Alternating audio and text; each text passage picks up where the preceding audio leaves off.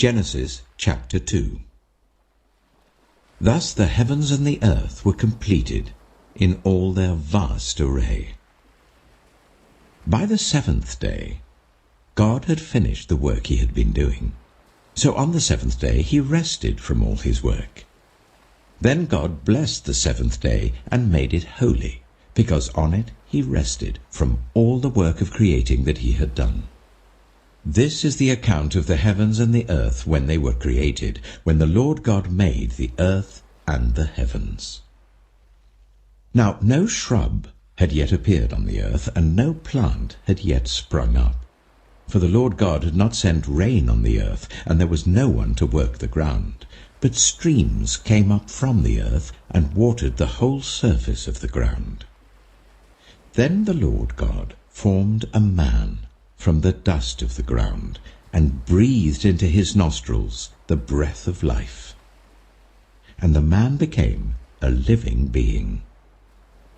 Now the Lord God had planted a garden in the east, in Eden, and there he put the man he had formed. The Lord God made all kinds of trees grow out of the ground, trees that were pleasing to the eye and good for food. In the middle of the garden were the tree of life and the tree of the knowledge of good and evil. A river watering the garden flowed from Eden. From there it was separated into 4 headwaters.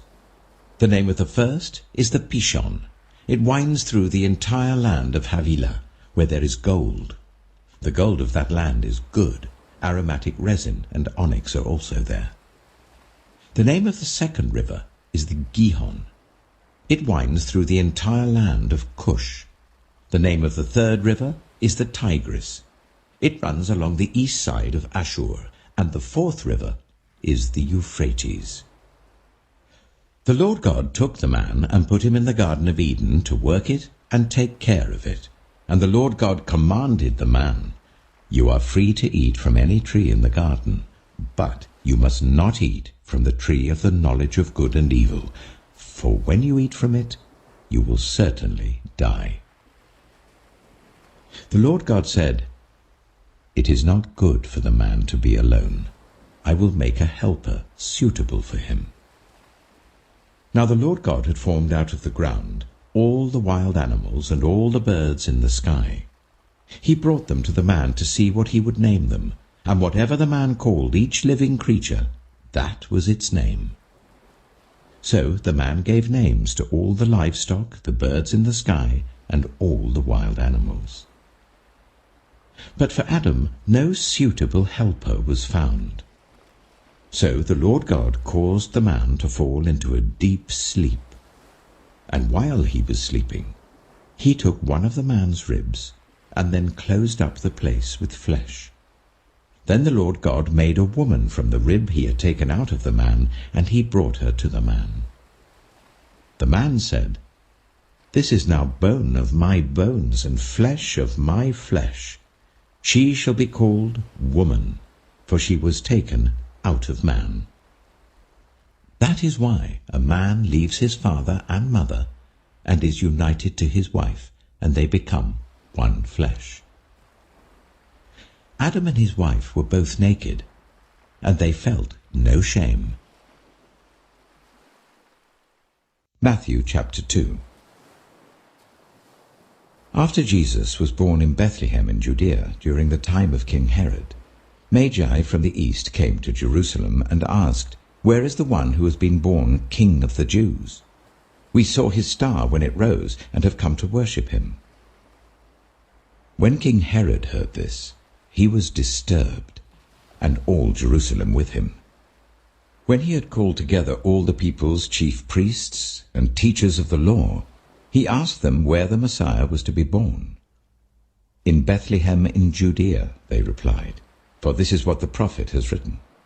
But you, Bethlehem in the land of Judah, are by no means least among the rulers of Judah, for out of you will come a ruler who will shepherd my people Israel."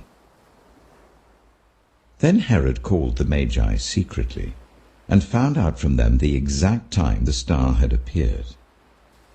He sent them to Bethlehem and said, "Go and search carefully for the child. As soon as you find him, report to me, so that I too may go and worship him." After they had heard the king, they went on their way, and the star they had seen when it rose went ahead of them until it stopped over the place where the child was. When they saw the star, they were overjoyed. On coming to the house, they saw the child with his mother Mary, and they bowed down and worshipped him. Then they opened their treasures and presented him with gifts of gold, frankincense, and myrrh. And having been warned in a dream not to go back to Herod, they returned to their country by another route. When they had gone, an angel of the Lord appeared to Joseph in a dream. "Get up," he said. "Take the child and his mother and escape to Egypt. Stay there until I tell you, for Herod is going to search for the child to kill him." So he got up, took the child and his mother during the night, and left for Egypt, where he stayed until the death of Herod.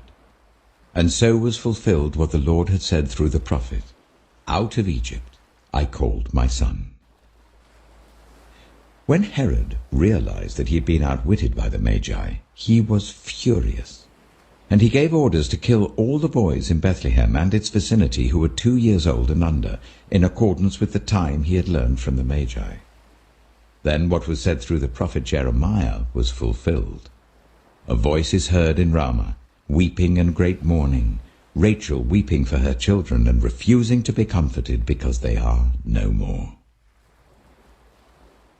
After Herod died, an angel of the Lord appeared in a dream to Joseph in Egypt and said, "Get up, take the child and his mother, and go to the land of Israel, for those who were trying to take the child's life are dead."